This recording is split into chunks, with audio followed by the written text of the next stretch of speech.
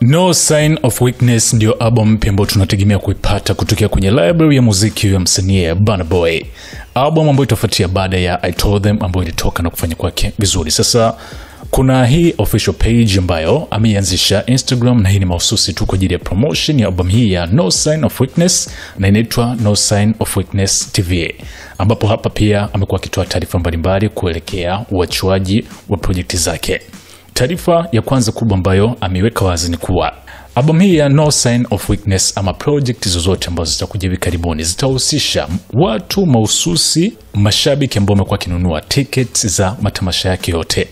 Yani sio album ambayo itatoka tu mtu yote unaweza kuistream, hapana.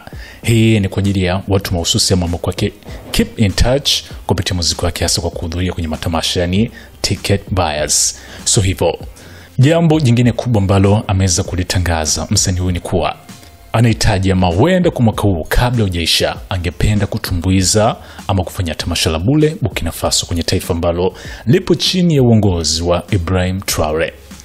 Kwenye Insta story ya NSW ama No Sign of Weakness TV, Burna Boy aliandika hivi: "If possible, it will be an honor for me to give the people of Burkina Faso a free Burna Boy concert sometime this year, inshallah." Yani kwamba kama itawezekana itakuwa ni jambo la heshima sana kuwapatia watu Burkina Faso tamasha lake la bure, na huenda kafanya hivyo kwa mwaka huu inshallah. Sasa taarifa hii baada ya kuwa share kwenye vyanzo mbalimbali vya habari kwa nchini Nigeria, mashabiki pia wameweza kufurahishwa na hii taarifa, wengi wakisema kuwa kwa sasa Burkina Faso ndio taifa ambalo limekuwa likizingatiwa pakubwa sana kwa Afrika, hasa kwa wananchi wa mataifa mbalimbali kutamani uongozi ama namna ambavyo amekuwa akiendesha taifa hilo Ibrahim Traore, lakini pia kuwa mwiba mchungu kwa mataifa makubwa barani Ulaya na mengine ambayo ameweza kuchukua nafasi, hasa wakiusifu uongozi wake, namna ambavyo ameweza kuliheshimisha taifa hilo kiuchumi, kisiasa na mambo yote positive ambayo yamekuwa kizungumzwa. So Burna Boy ameona kuwa wakazi ama wananchi wa taifa hilo ni muda sasa wa kuburudika kwa tamasha la bure ambalo angependa kulifanya kwenye taifa hilo.